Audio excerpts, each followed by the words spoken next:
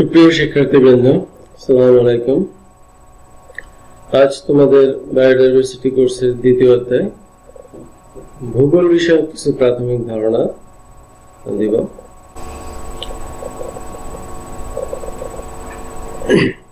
আমরা এখন দেখব মহাদেশীয় সঞ্চরণ বা কন্টিনেন্টাল ড্রিফট। কন্টিনেন্টাল ড্রিফট কি? পৃথিবীর উপরের পৃষ্ঠ প্রায় 40 কিলোমিটার পুরু শক্ত প্লেট দ্বারা তৈরি। এই যে উপরের প্লেটটা, উপরের যে অংশটা অত্যন্ত শক্ত এবং 40 কিলোমিটার, মানে আমাদের ভূপৃষ্ঠ থেকে 40 কিলোমিটার পর্যন্ত একটা শক্ত প্লেট দ্বারা তৈরি, আমরা যার উপর বসবাস করতেছি। এই প্লেটগুলো তরল ম্যান্টলের উপর ভাসমান। এই যে নিচের অংশটা, এটা হচ্ছে প্লেট। প্লেটের নিচের এই যে হলুদ অংশ দেখা যাচ্ছে, এগুলো হচ্ছে ম্যান্টল। ম্যান্টলটা হচ্ছে তরল পদার্থ। এই তরল পদার্থের উপর এই শক্ত আবরণ বা প্লেটগুলো ভাসমান অবস্থায় আছে। অনেক সময় বিশেষ কারণে ম্যান্টল থেকে তরল পদার্থ সাগর তলের বিশেষ স্থান দিয়ে উপরে উঠে আসতে পারে। কোনো কারণে দেখা গেল যে ম্যান্টলগুলা প্লেটের ফাঁক দিয়ে উপরে উঠে আসলো। তো যখন উঠে আসে তখন প্লেটগুলো ধাক্কা খেয়ে সরে আসে। তাহলে মহাদেশ ও ভূখণ্ড সহ প্লেটগুলোর বিচলনকে বলা হয় মহাদেশীয় সঞ্চরণ। এরকম ভূখণ্ড অনেকগুলো প্লেট দ্বারা তৈরি। তাহলে এই প্লেটগুলোর যে আস্তে আস্তে সরে যাওয়া, ধাক্কা খেয়ে সরে যাওয়া, কারণ এটা তরলের উপর ভাসমান অবস্থা আছে, যে কোনো কারণে এগুলা ধাক্কা খেতে পারে। যেমন দুইটা প্লেটের মাঝখান দিয়ে যদি তরল পদার্থটা বের হয়ে আসলে তখন পার্শ্ববর্তী প্লেটগুলোর সাথে ধাক্কা খায়। এই ধাক্কা খাওয়া গুলা বা যে সঞ্চালন, এগুলোকে বলা হয় মহাদেশীয় সঞ্চালন বা কন্টিনেন্টাল ড্রিফট। কন্টিনেন্টাল ড্রিফট সম্পর্কিত ওয়াগনার মতবাদ দিচ্ছেন, তাকে বলা হয় ওয়াগনার কন্টিনেন্টাল ড্রিফট মতবাদ। প্রথমে ফরাসি বিজ্ঞানী স্নাইডার ও পরে আমেরিকান বিজ্ঞানী টেলরের কন্টিনেন্টাল ড্রিফট সম্পর্কিত ধারণার উপর ভিত্তি করে কতিপয় যুক্তি ও প্রমাণের মাধ্যমে বিজ্ঞানী ওয়াগনার কন্টিনেন্টাল ড্রিফট সম্পর্কিত মতবাদ প্রকাশ করেন। তাকে ওয়াগনারের কন্টিনেন্টাল ড্রিফট মতবাদ বলা হয়। অর্থাৎ ফরাসি বিজ্ঞানী স্নাইডার এবং আমেরিকান বিজ্ঞানী টেইলর এরা কিছু ধারণা পূর্বে দিয়েছিল, তাদের ধারণার উপর ভিত্তি করে সে নতুন একটা মতবাদ প্রকাশ করেন। মতবাদগুলো হচ্ছে যে পৃথিবীর ভূত্বকের উপরের অংশ তুলনামূলকভাবে হালকা গ্রানাইট শিলাস্তর দ্বারা এবং নিচের অংশ তুলনামূলক ভারী ব্যাসল্ট দ্বারা গঠিত। আমাদের যে ভূত্বক 40 কিলোমিটার পুরো যে ক্রাস্ট বলা হয়েছিল, সেই ক্রাস্টের উপরে হচ্ছে হালকা গ্রানাইট শিলাস্তর, আর নিচে হচ্ছে ভারী ব্যাসল্ট দ্বারা তৈরি। পৃথিবীর উপরিতলে যে সকল মহাদেশ ও মহাসাগর রয়েছে তাদের তলদেশে সর্বত্রই ব্যাসল্ট সমভাবে বিস্তৃত। অর্থাৎ মহাসাগরের নিচের দিকে বা মহাদেশের নিচের দিকে সব জায়গায় ভারী ব্যাসল্ট অবস্থিত। মহাদেশের উপরের অংশ শুধুমাত্র গ্রানাইট শিলাস্তর দ্বারা গঠিত হলেও মহাসাগর অঞ্চলের অনেক স্থানে গ্রানাইট শিলাস্তরের উপস্থিতি দেখা যায় না, তবে কোন স্থান খুব পাতলা গ্রানাইট শিলাস্তর দেখতে পাওয়া যায়। তাহলে মহাদেশের উপরের অংশ সাধারণত দেখা যায় যে কি হয়, যে গ্রানাইট শিলাস্তর দ্বারা গঠিত, আর তার নিচে ভারী ব্যাসল্ট থাকে।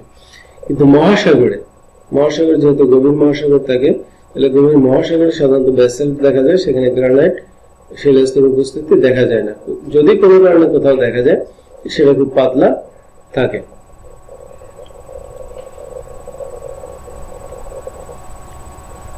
মহাদেশগুলোর নিচে বস্তুপিণ্ড নমনীয়, কঠিন বা তরল উত্তপ্ত অবস্থায় থাকে এবং ভারী শিলার উপর হালকা শিলা অবস্থান করে বলে মহাদেশগুলো সর্বদা ভাসমান অবস্থায় থাকে। যেটা আমরা বলছিলাম যে ম্যান্টলের উপর সমস্ত প্লেটগুলো ভাসমান অবস্থায় থাকে, তাই সেই ম্যান্টল বলতে পারি আমরা, ম্যান্টলগুলো তরল উত্তপ্ত অবস্থায় থাকে, তার উপর শিলাগুলো ভাসমান অবস্থায় থাকে। প্রায় 225 মিলিয়ন বছর পূর্বে পৃথিবী পৃষ্ঠে একটিমাত্র বিশাল ভূখণ্ড ছিল, যাকে ওয়াগনার প্যানজিয়া নামে আখ্যায়িত করেছেন। পরবর্তীতে প্রাকৃতিক দুর্যোগের কারণে প্যানজিয়াতে মাঝে মাঝে ফাটল ধরে। এভাবে সৃষ্ট ফাটল অংশগুলোর প্রত্যেকটি একটি মহাদেশীয় টুকরো বলে। মহাদেশীয় টুকরোগুলো একটি অপরটি হতে দূরে সরে যাওয়ার ফলে ভূত্বকে ভাঁজের সৃষ্টি হয়। এখান থেকে এই যে অ্যানিমেশনটা যদি দেখো, যে এভাবে একত্রিত অবস্থায় ছিল, পরবর্তীতে একত্রিত অবস্থায় বিভিন্ন প্রাকৃতিক কারণে ফাটলের সৃষ্টি হয়েছে। ফাটলের সৃষ্টি হওয়ার ফলে ভূখণ্ডগুলো আস্তে আস্তে দূরে সরে গেছে, এভাবে দূরে সরে গেছে। দূরে সরে যাওয়ার ফলে বিভিন্ন ভাঁজের সৃষ্টি হয়েছে।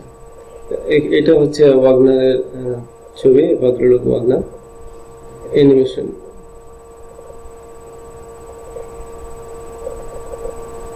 এখানে দেখো যে মহাদেশগুলা প্রথমে প্যাঞ্জিয়া অবস্থায় ছিল, পরে আস্তে আস্তে আলাদা হয়ে বিভক্ত হয়েছে। পরে একটা ছবি দিয়ে আরো ভালোভাবে বুঝবো। এই অবস্থা 225 মিলিয়ন বছর পূর্বে পুরো ভূখণ্ডটা একসাথে ছিল। পরবর্তীতে 105 মিলিয়ন বছর পূর্বে এটা দুই ভাগে ভাগ হয়ে গেছে। উত্তরের অংশটাকে বলা হয় লরেশিয়া, নিচের অংশটাকে বলা হয় গন্ডোয়ানা। পরবর্তীতে এগুলো আরো ভাগ হয়ে গেছে। ভাগ হয়ে 100 মিলিয়ন বছর পূর্বে লরেশিয়া ভাগ হয়ে নর্থ আমেরিকা, ইউরোপ, এশিয়া বা ইউরেশিয়া তৈরি করছে। গন্ডোয়ানা ভাগ হয়ে Africa, south America, India, Australia এগুলো তৈরি করছে। দেখো ভূখণ্ডগুলো আলাদা হয়ে গেছে। আর এটা হচ্ছে বর্তমান অবস্থা, যে এগুলো আরো দূরে সরে গেছে। এগুলা মোটামুটি কাছাকাছি ছিল, পরবর্তীতে এগুলো আরো দূরে সরে গেছে। নর্থ আমেরিকা, সাউথ আমেরিকা মহাদেশগুলো আলাদা হয়ে গেছে। এগুলো সবই হচ্ছে কন্টিনেন্টাল ড্রিফটের কারণ। এরপরে টেকটনিক মুভমেন্ট, শিলাপাত সঞ্চালন বলা হয় বাংলাতে, ইংরেজি টেকটনিক মুভমেন্ট, টেকটনিক প্লেটস। এখানে দেখো অনেকগুলো প্লেটে বিভক্ত। তাহলে সাধারণত 7টা বড় প্লেট আছে, প্যাসিফিক প্লেট। 7টা প্লেট গুলো কি কি যদি আমরা দেখি, এই 1 নম্বর হচ্ছে Pacific plate, north America plate, তারপর এখানে আছে ইউরেশিয়ান প্লেট, এখানে আছে African plate, south America plate, তারপরে যে Pacific plate, Indo Australian plate. এই যে অনেকগুলো 7টা বড় বড় প্লেট। এখানে বলা হয়েছে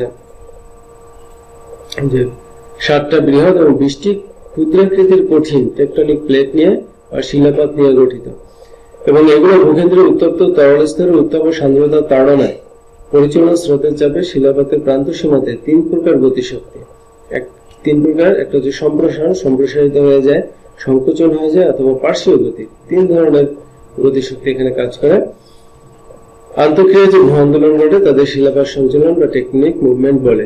এখন এটা কিভাবে ঘটে বিস্তারিত আমরা পরে দেখব, যে কারণটা কি, যে গতিশক্তি সঞ্চালনের কারণ। প্রথমত হলো শিলাপাতের গতিশক্তি, যে 3 ধরনের বলা হয়েছিল, সম্প্রসারণ, সংকোচন এবং পার্শ্বীয় গতিশক্তি। তো সম্প্রসারণ গতিশক্তি হচ্ছে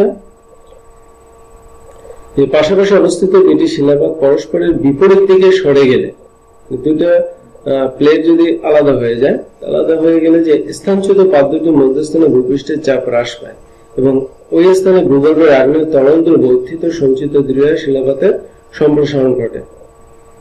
এই চিত্রটা দেখো, এই একটা শিলাপাত, এই একটা শিলাপাত, দুইটা আলাদা হয়ে যাচ্ছে, পৃথক হয়ে যাচ্ছে। পৃথক হয়ে গেলে মাঝখানে এই জায়গাটা চাপ হ্রাস পায়। হ্রাস পেলে তখন নিচ থেকে যে মেন্টাল বা তরল পদার্থ যেগুলো আছে, তরল পদার্থগুলো এখান থেকে উপরে চলে আসে। এখানে তখন একটা ফাটলের মতো তৈরি হয়, সে ফাটল চাপ কমে যায়, ফাটল তৈরি হয়, তখন এইখান থেকে তরল পদার্থগুলো বাইরে বেরিয়ে আসতে পারে। এইভাবে তৈরি হয়েছে। যেমন 200 মিলিয়ন বছর পূর্বে মহাদেশীয় ভূখণ্ড বিচ্ছিন্ন হয়, লোহিত সাগর, এডেন উপসাগর, ক্যালেডিন উপসাগর ইত্যাদি এইভাবে তৈরি হয়েছে।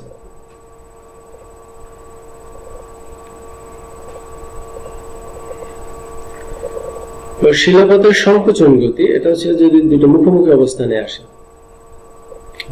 এখানে যে দুইটা টেকটনিক প্লেট মুখোমুখি অবস্থানে আসছে, মুখোমুখি অবস্থানে আসার ফলে দেখা যাচ্ছে যে একটা ভিতর, এই প্লেটের ভিতর এই প্লেটটা প্রবেশ করে গেছে। প্রবেশ করলে তখন এই জায়গাটা উঁচু হয়ে যায়, তখন সাধারণত পর্বত সৃষ্টি করে, যে আগ্নেয়গিরি পর্বত তৈরি করে। তাহলে আমরা দুইটা, যে পৃথিবীর সর্বোচ্চ হিমালয় পর্বতমালা, তারপর দ্বিতীয় সর্বোচ্চ আন্দিজ পর্বতমালা, এভাবেই তৈরি হয়েছে। কিভাবে হয়েছে, যে আন্দিজ পর্বতমালা মুখোমুখি আগত প্রশান্ত মহাসাগরীয় প্লেট দক্ষিণ আমেরিকা প্লেটের নিচে নিমজ্জিত হওয়াতে, ভূমধ্য মহাসাগরীয় প্লেট, দক্ষিণ আমেরিকা প্লেট, এই দুইটা মুখোমুখি হওয়াতে, প্লেটের নিচে নিমজ্জিত হওয়াতে দক্ষিণ আমেরিকার পশ্চিম প্রান্তে আন্দিজ পর্বতমালার সৃষ্টি হয়েছে। আর হিমালয় পর্বতমালা ভারতীয় প্লেটের সাথে ইউরেশীয় প্লেটের মুখোমুখি আগমন ও সংঘর্ষের ফলে উভয় প্রান্ত সীমাতে হিমালয় পর্বতমালা সৃষ্টি হয়েছে। যেখানে সংঘর্ষ ঘটে এই জায়গাটায় পর্বতমালার সৃষ্টি হয়।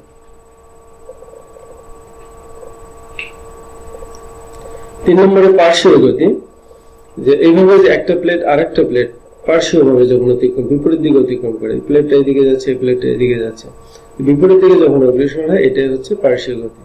যে পাশাপাশি অবস্থিত দুটি প্লেট যখন একে অপরের পাশ দিয়ে বিপরীত দিকে অগ্রসর হয় তখন সে গতিকে পার্শ্বীয় গতি বলা হয়। এক্ষেত্রে প্লেট দুইটি মহাদেশীয় হলেও তাদের প্রান্ত সীমাতে অতি দীর্ঘ বৃহদাকার চ্যুতির সৃষ্টি হয়, মানে এই প্রান্ত সীমা বরাবর, যেমন তুর্কিস্তানের আনাতোলিয়া চ্যুতি, ক্যালিফোর্নিয়ার অ্যান্ড্রিয়াস চ্যুতি এবং নিউজিল্যান্ডের আলপাইন চ্যুতি অন্যতম।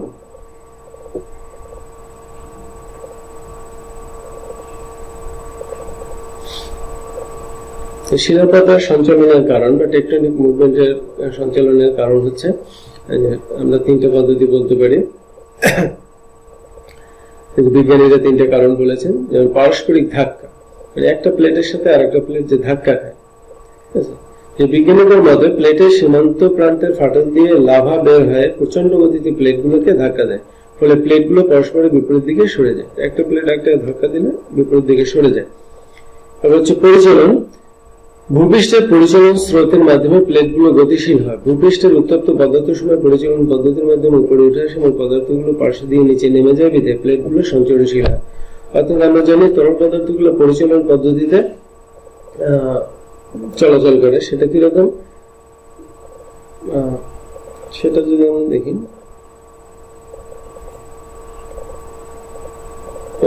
একটা পাত্রের ভিতরে, একটা পাত্রের ভিতরে যদি পানি রেখে ফুটানো হয় তাহলে দেখা যায় যে নিচে যদি আগুন দেওয়া হয় তাহলে নিচে এখানে তাপ বেশি হয়। এখানে তাপ বেশি হওয়ার কারণে এই উত্তপ্ত অংশটা পাশ দিয়ে উপরে চলে যায়, আর উপরের তরল অংশ যেটা থাকে বা উপরের পানি যেটা থাকে সেটা নিচে চলে আসে। অর্থাৎ উত্তপ্ত অংশ উপরে চলে যায়, আবার ঠান্ডা অংশ নিচে চলে আসে, অর্থাৎ এইভাবে চলতে থাকে। তাহলে এটা যায় কিভাবে, একটা যায় এবং পাতিলের গা দিয়ে পার্শ্ব দিক থেকে আরেকটা মাছ বরাবর। সেটা এখানে বলা হয়েছে যে উত্তপ্ত পদার্থ সমূহ পরিচালন পদ্ধতির মাধ্যমে উপরে চলে আসে, ওই পদার্থগুলো পাশ দিয়ে নিচে নেমে যায়, মানে আবার যখন ঠান্ডা হয়ে যায় তখন আবার পাশ দিয়ে নিচে নেমে যায়, ফলে একটা পরিচালন পদ্ধতি ঘটে এখানে, তার ফলে প্লেটগুলো সঞ্চালিত হয়। এটা হচ্ছে আকর্ষণ পদ্ধতি, মানে পারস্পরিক আকর্ষণ। ভূমিকম্পের ফলে মহাসাগরীয় তলদেশ ভূপৃষ্ঠে নিমজ্জিত হয়, যার ফলে প্লেট দুইটি পরস্পরের আকর্ষণে গতিপ্রাপ্ত হয়। তাহলে পারস্পরিক ধাক্কার কারণে হতে পারে, তবে তরল পদার্থগুলো পরিচালন পদ্ধতির কারণে হতে পারে, অথবা আকর্ষণ পদ্ধতির কারণে সাধারণত টেকটনিক মুভমেন্ট হয়ে থাকে।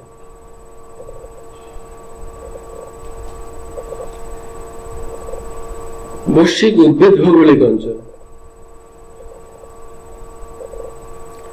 বিষুবরেখার উত্তর দক্ষিণের অক্ষাংশ প্রতি 1 ডিগ্রি কোণে এবং ভূপৃষ্ঠ উচ্চতা 100 মিটারে 1 ডিগ্রি ফারেনহাইট তাপমাত্রা হ্রাস পায়।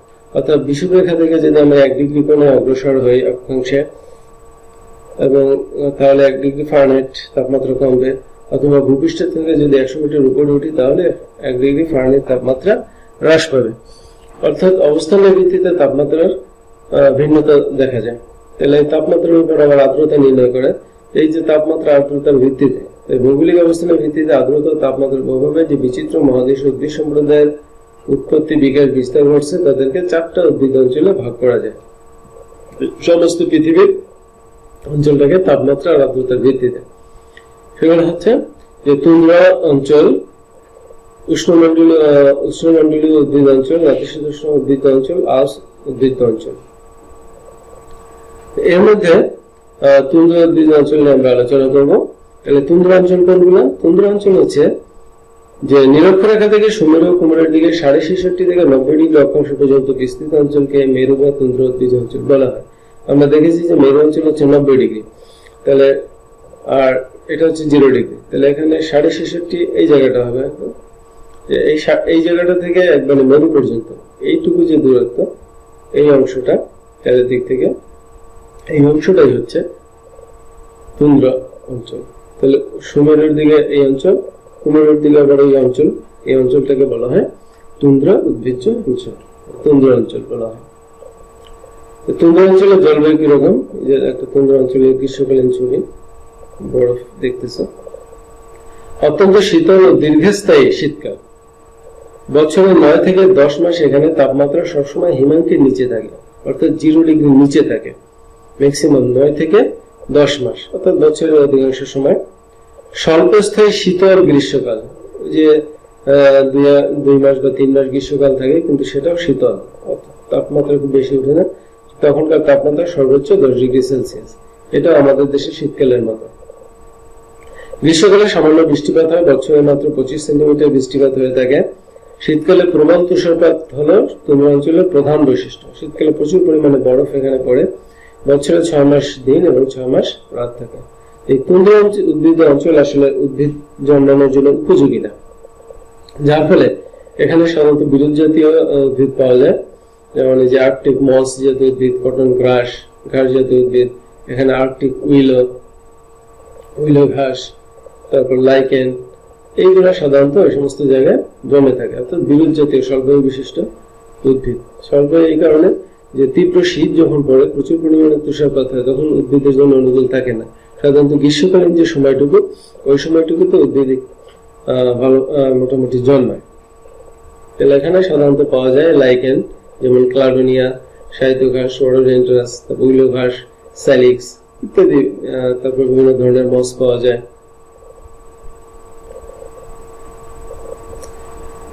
এই প্রসঙ্গে তোমরা পরীক্ষার জন্য অনুশীলন করবে। ধরো হচ্ছে যে অক্ষাংশ দ্বাঘানাংশ বলতে কি বুঝো, আমরা এ সম্পর্কে বিস্তারিত আলোচনা করেছি। আরো অনেক কিছু আছে, নিরক্ষরেখা, তারপরে স্থানীয় সময়, প্রভাব সময়, এগুলো পড়বে। আমি শর্ট লিস্ট একটা দিছি। কন্টিনেন্টাল ড্রিফট সম্পর্কে লিখো, কন্টিনেন্টাল ড্রিফট কি, কেন হয়, কিভাবে হয়। তারপর টেকটনিক মুভমেন্ট সম্পর্কে আলোচনা করো। তারপর কন্টিনেন্টাল ড্রিফটের কারণ সমূহ, কি কারণে কন্টিনেন্টাল ড্রিফট হয়। তারপর হচ্ছে সর্বশেষ যেটা, যে তুন্দ্রা অঞ্চল কি, অঞ্চলের উদ্ভিদ জলবায়ু, এখানকার জলবায়ু কিরকম, উদ্ভিদ কিরকম, সে সম্পর্কে পড়বে। তো সবাইকে ধন্যবাদ আজকে ক্লাসে উপস্থিত থাকার জন্য। আসসালামু আলাইকুম।